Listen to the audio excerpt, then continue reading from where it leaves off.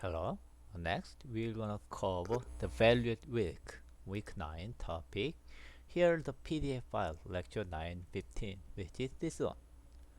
Value at risk, expected shortfall, and risk management. Well, very important topic. Here, the package used, the following are packages are used. Okay, EVIR, extreme values in R. Okay, value at risk is basically we want to integrate value at risk, value at extreme value. Okay, so we need extreme values. We need some tool to find out the properties of extreme value. And quantile regression, very useful technique. Okay, the package VAR as far as can be used to compute VAR and expected shortfall for many statistical distribution. Classifications of financial risk based on Basel Accord. Based on Basel Accord is credit risk is default risk and market risk is risk due to change in stock prices, interest rates, FX, and commodity prices. And then operational risk include legal and political risk. We start with market risk because high quality data are available for market and it's easier to understand and the idea applicable to other type of risk. Now risk measure and coherence. Let LTL be the loss variable. Loss variable is loss variable of financial position from T to T plus L. Here L denotes a holding period. So over this holding period starting from T, we are interested in loss. Financial loss is concerned with distribution of this loss. Okay. All risk measure available in the literature summary text about LT. Okay, so we want to know distribution of LT. Coherence. Okay, we have some important desired properties of risk. A risk measure eta is coherent if for any two loss random variable x and y. First, subadditivity. Eta x plus y should be less than equal to eta x plus eta x y. Okay, because possibly diversification. And monotonicity. If x is greater than y, more surely, then eta, the risk, should be also greater than y. Eta x, eta y. Positive homogeneity for C if we multiply C, then increase by C. Translation invariance for C greater than 0, eta x plus C equal eta x plus C. Subadditivity especially is related to diversification in finance. So this coherence is desirable property, but well, it is hard to satisfy all those coherence. Okay, what is value risk? The most famous measure about risk, value risk. Simply put, it is upper quartile of LTL for small tail properties. What does it mean? A measure of minimum loss of financial position within a certain period of time for a given probability. So minimum loss. The amount of position could decline in a given period associated given probability or confidence level. So mathematically speaking, let FLX be the cumulative distribution function of LTL. Here, the subscript T is omitted from F for convenience. Okay. Then var value at risk 1 minus P is infimum of value x, where FLX is greater than equal to 1 minus P. Okay. So for example, value risk is suppose P is suppose 95%, then 1 minus P is 5%. So it is the value of x, which is such that value x such that the probability is something greater than x is x happen at 5%. it is 5%. Okay, the probability that x something x greater than x is like 5%. Okay, because it is cumulative distribution function. Or equally speaking, probability of loss at t over the next L holding period bar. Okay, so it is here, it is amount of x, it is greater than less than x. Okay, less than x is greater than 1 minus p, or probability of loss greater than this value at risk is less than p, something like that. So here, yeah, definition of value is called continuous loss random variable based on cumulative value, something like this. Okay, so fair bar value is loss is something like that. Okay, so we 1 minus here. Okay, it is greater than 1 minus p. So 1 minus p. So this region is greater than 1 minus p. Okay, 1 minus p. Okay, then the minimum value is here. So this point is value at risk. So quantile, so it is basically quantile in mathematics and statistics. This kind of value risk is called quantile. Here xq is 100 q's quantile, okay, of continuous distribution flx. If q is flxq, i.e. q is L, L is less than equals xq. Okay, so this is the definition of quantile. Okay, so in general we have xq is mean value of x where pl is less than x is greater than q.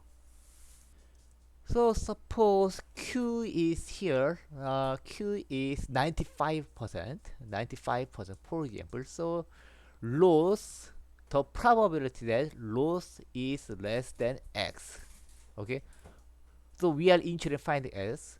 For some x, loss is less than x is greater than 95%. Okay? Well, if loss is if x is a very large value, like infinity, it should be 1, right? Loss is always less than infinity, but we don't want that. We want to make x as small as possible such that x is minimal value such that when loss is less than that, use probability is like 95%, and that x is called quantile, 95% quantile. So discussion first. Value at risk is commonly used. It is simple and some closed solutions are available. Normal distribution. So LT. Suppose loss is distributed with mean mu t and variance sigma t square. Then zt, which is standardization. LT minus mu t sigma is standard normal distribution, and then for LTs, well, it is high school math. Value at risk 1 minus p is mu t plus some critical value z1 minus p and sigma, where z1 minus p denotes the 1 minus p's quantile of NO1. In R, use Q norm or Q norm 0.95. Okay, so we can check it with Python. Okay, so collab again, and then collab.com slash hashtag create new. Okay, so collab, and then we can ask, okay, here, what is the Python equivalent of qnorm? Yes, qnorm 0.9999 R command, R syntax. Okay, the Python. Okay, so standnorm ppf. So we can copy, and here. Okay, so well, let's say it is far week 9 and then far value risk. Okay, and so we learn it. Well, then the number is something like,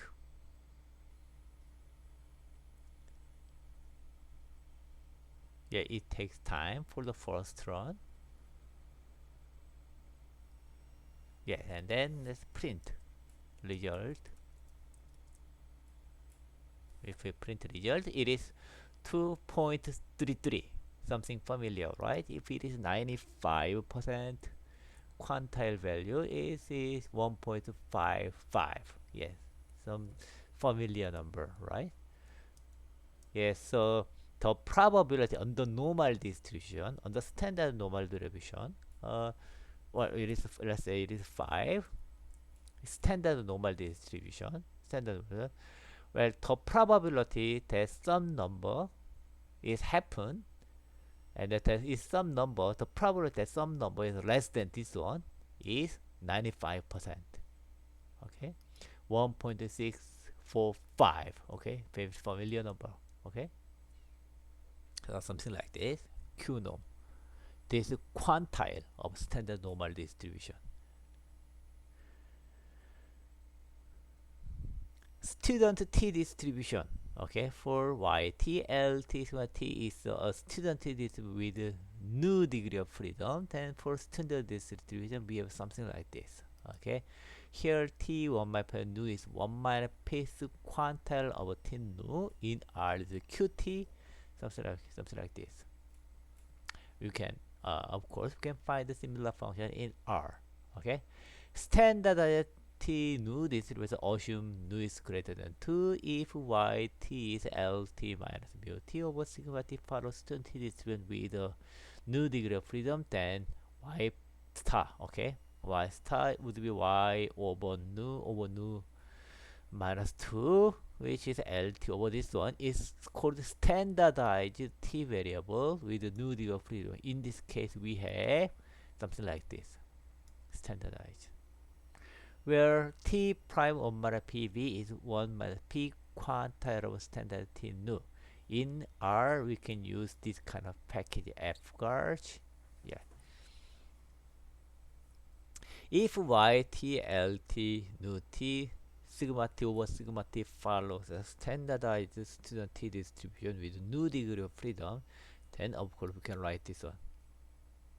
Second, value is coherent for a normal distribution loss. For example, variance of x plus y is variance of x, variance y, and then covariance of x plus y, and then this is like this, and this is like this, and because correlation is always between 1, absolute is always less than 1, so it is less than this one and this one.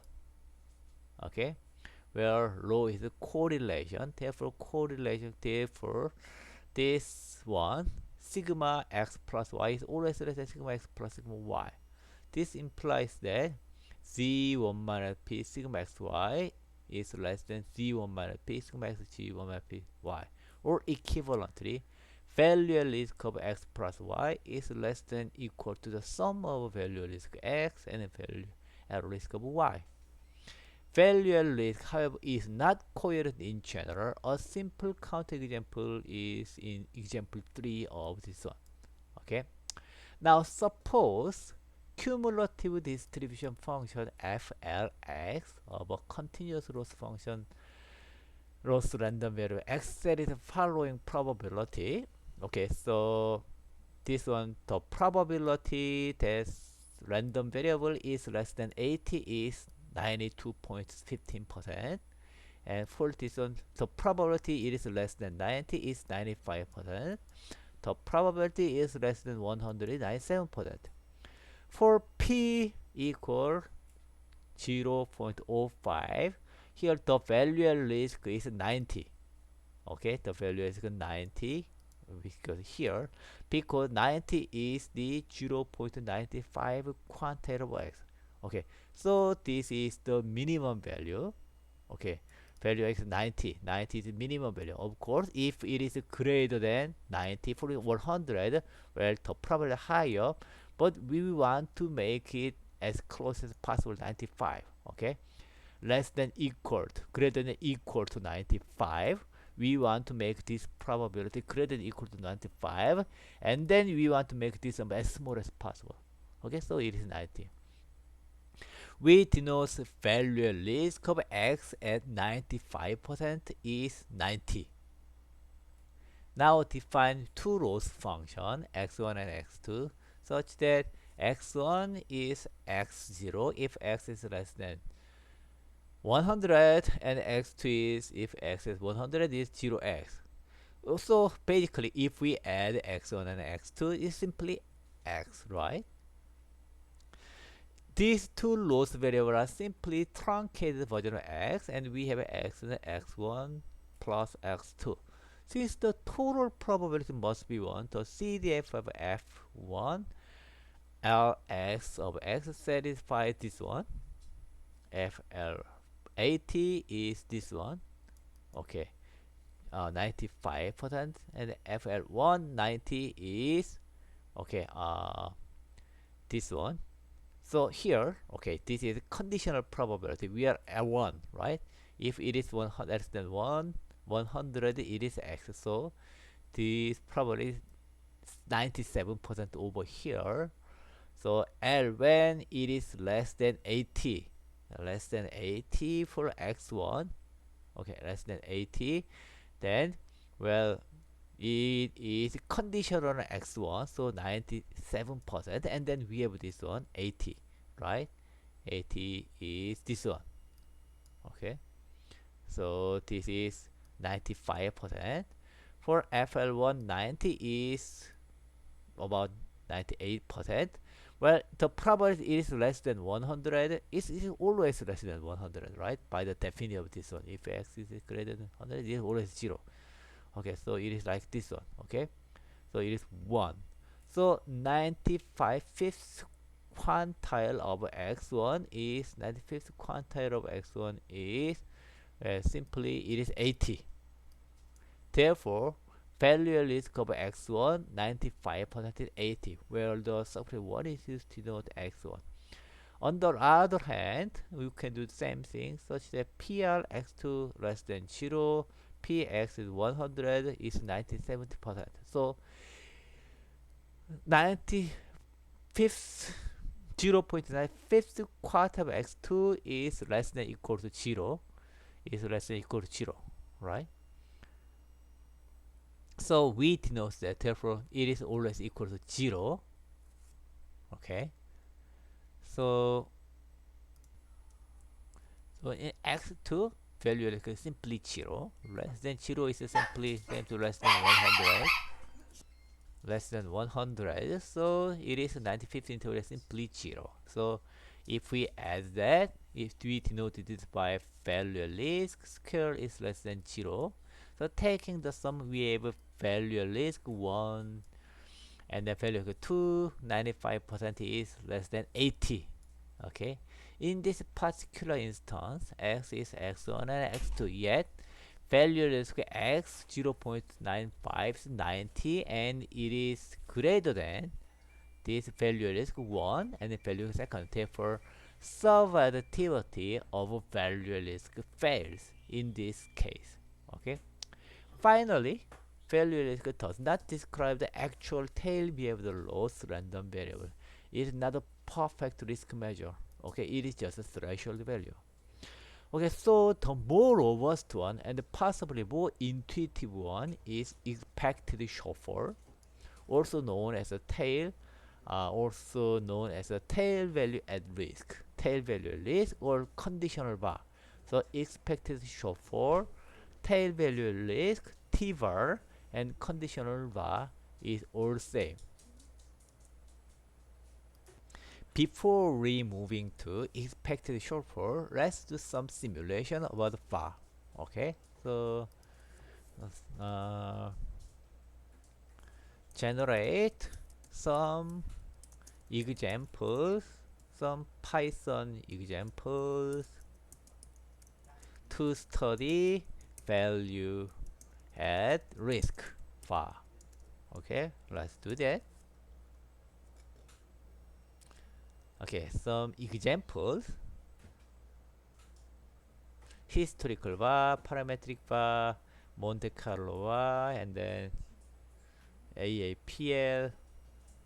Well, I'm not sure whether this work. It requires some data. Yahoo Finance. Let's try.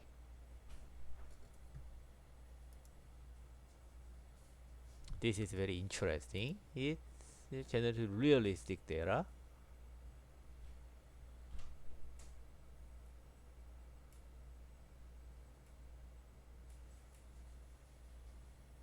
Okay, so this one, and then code. Well, I'm not sure whether this would work. Let me try.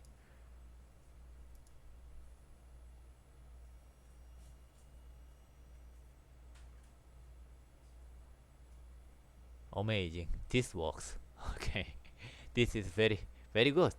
This exceed this one. This clearly exceed actually my expectation. Okay, so we import numpy, import pandas and the stats, and from Yahoo Finance, because we use real data, Yahoo Finance has Y app and graph. Example, historical var. Okay, historical var returns a level, and then we calculate percentile and return on level. Okay, this is historical var. So basically we are calculating percentile. Okay, percentile given some level, and then parametric var. Okay, we have return. Okay, and then level which is 5, and horizon is 1. And for this stat norm, previous one at level over 100. Okay, and then value risk is mean multiplied by horizon, and the significance will return standard deviation, and then MB horizon square root of horizon. Okay, for the next several years, and then Monte Carlo var. Okay, Monte Carlo is we do Monte Carlo simulation. Okay, mean is returns mean, and as the returns standard deviation given the data, return data. And the simulation, we generate random normal distribution with mean, standard size, number of simulation for the horizon holding period, and then sum it, simulate sum it, and then we generate this one.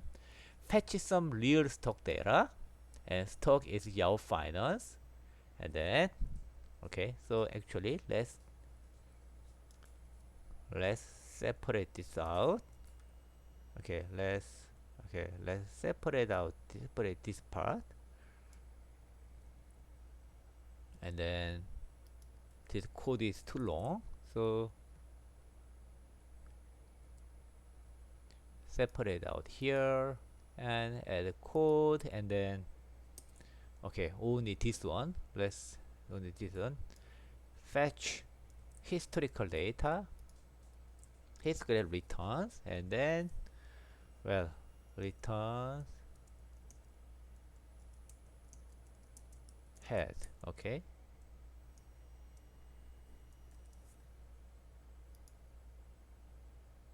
okay, so it fetched the data, daily data of Yahoo, close prices, percentage change. Well, so it change. It just calculate change for time, something like this. Very interesting. So it is the return of first five. How about tail? Okay, so it well, the most recent data. How about tail? Okay, from when does data start? Okay, so data starts about well, not long ago. Okay, it's like 1 year data, period 1 year data. That's interesting. And then if we print out return, yeah, it start from yeah this the yeah 1 year data. Interesting. So we have 1 year data.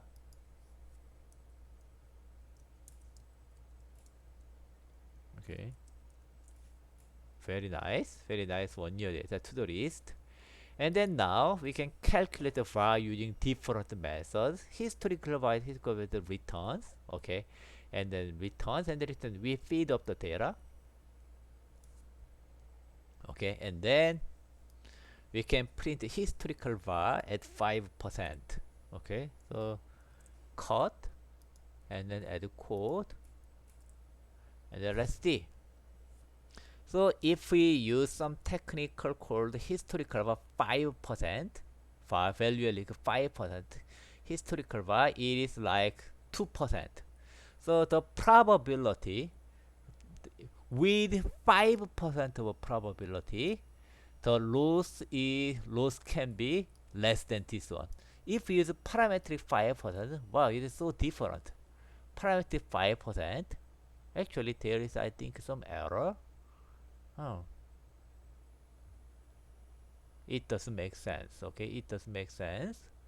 Okay, so okay, describe returns describe. Well, it has mean is this one, standard deviation this one. Okay, so it is doesn't make sense. So parametric bar, this is wrong. Stand normal distribution and then mean return horizon. We have a minus return standard deviation 5%. So parametric bar is wait because we have a positive return. So if we put z is non ppd 5%, so minus minus it should be plus. Okay, and then if we do this one, okay, now it is correct. Okay, but always we cannot perfectly, we cannot confident. I'm not always confident about this generative AI, but anyway, yeah, we can fix it with easily. Okay, so we have to check the code always that generative AI generate. Okay, so parametric var. So if we use parametric model, so with 5%, the loss can be less than this one. Or if with Monte Carlo bar with 5% loss less than this one. Alternatively, the chance that loss is greater than this one is 95%. Okay, that's the interpretation. Okay, now visualize the distribution return and value at risk. So figure distribution return is var estimate. Okay, so we have red one is historical bar, green one is okay parametric bar, and then blue one is Monte Carlo bar. Okay, lion style is a dashed. Historic bar label, we have label. So okay, let's see. So this is the distribution of return. This is the histogram, sort of histogram, and then we have, well, green one is not, we cannot see the green one well. Yeah, it almost overlap with the blue one, I guess. So as you can see, the historical bar is great. It tends to be correct, and this is usually the case for stock market or asset return because we have thicker tail. Okay, so bar tends to be great when we use actual data instead of parametric normal model or Monte Carlo simulation. Okay, this is very interesting. Okay, interesting example. Okay, now expected shortfall. Now expected shortfall is also known as tail value leak. So okay, so let's use this example. Nice. Use the same nice, but you made a mistake about parametric var. It should be this. It should be, and I have to teach. I have to teach this one. Okay, it should be. It should be. What? It should be this one.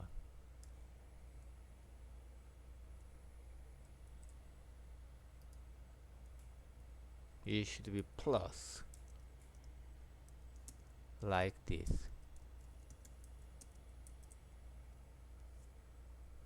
Okay, you're absolutely right, and then yes, it changed. Okay, next, use the same data and then generate code for ES, expected shortfall.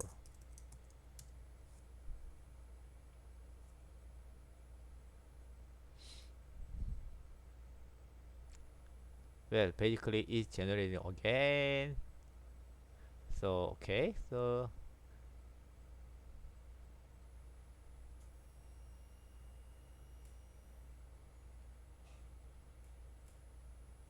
Monte Carlo simulation, norm PDFZ.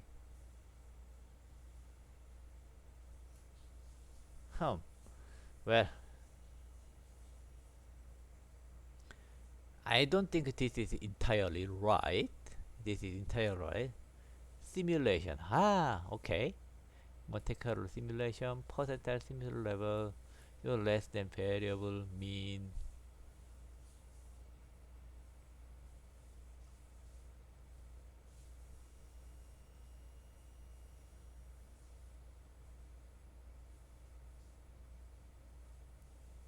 Historical, okay, for 5 and be percent return level 5%, and then return is less than this one, percentile return.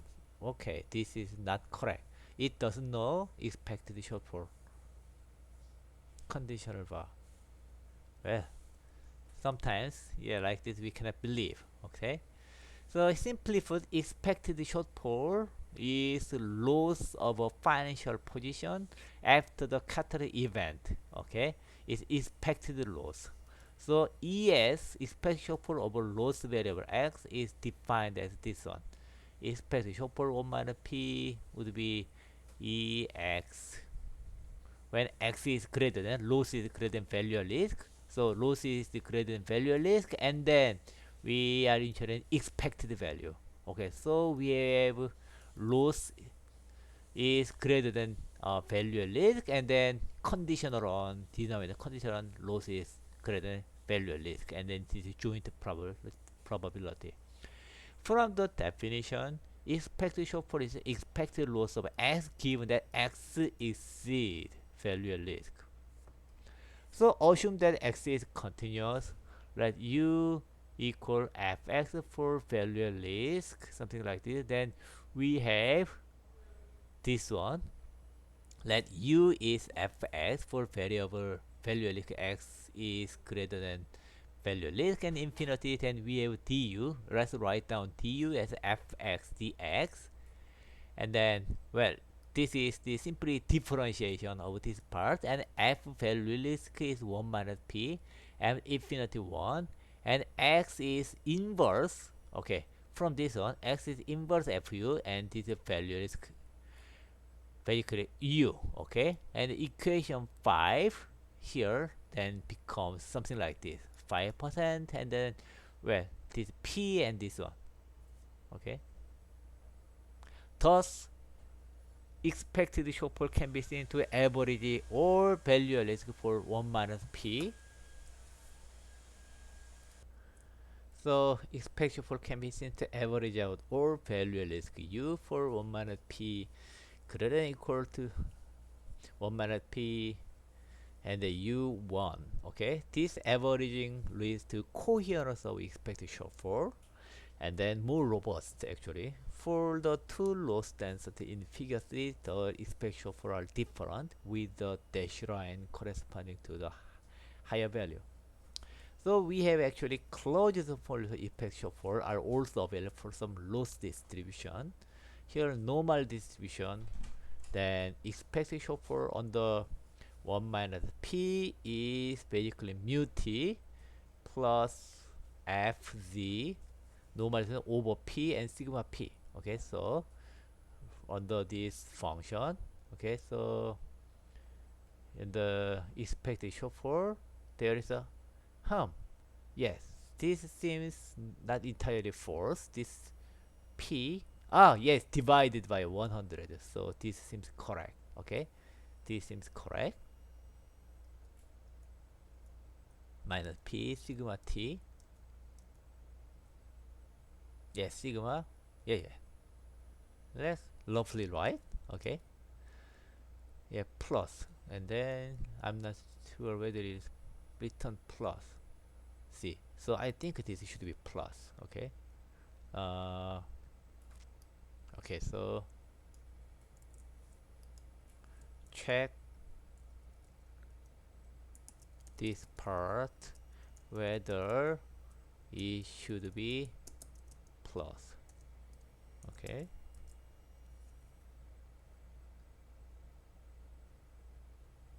You are correct. Yeah. So yeah, the correct formula is this one. So yes, we have to change it plus. Okay. So let's copy this one. Copy this one, and then yeah, here paste, and then we have to change it to plus. Run.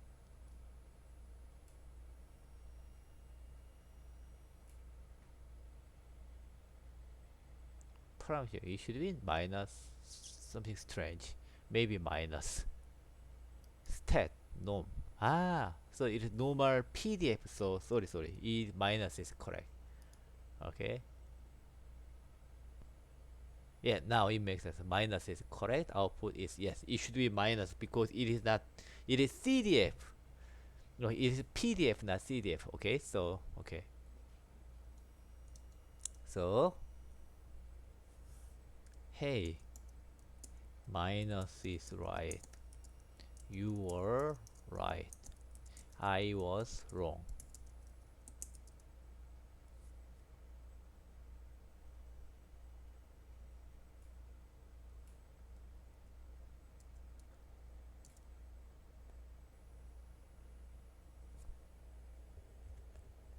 I appreciate your honesty in acknowledging this. Yeah. Okay. Now explain the code line by line. Okay.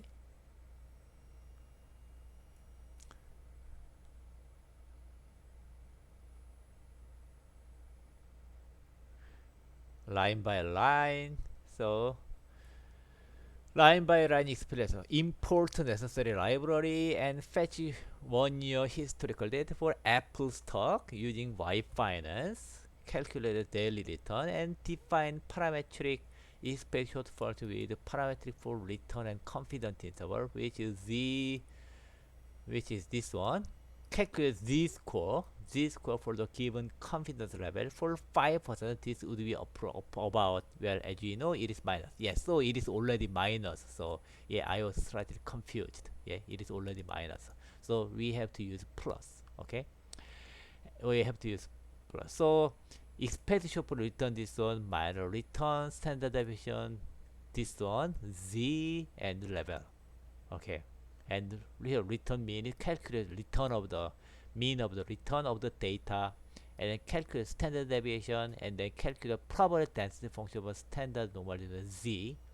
And this one term represents the expected value of a tail beyond value at risk, as the lecture note says, and the return calculates the expectation for. Okay, good. Seems correct.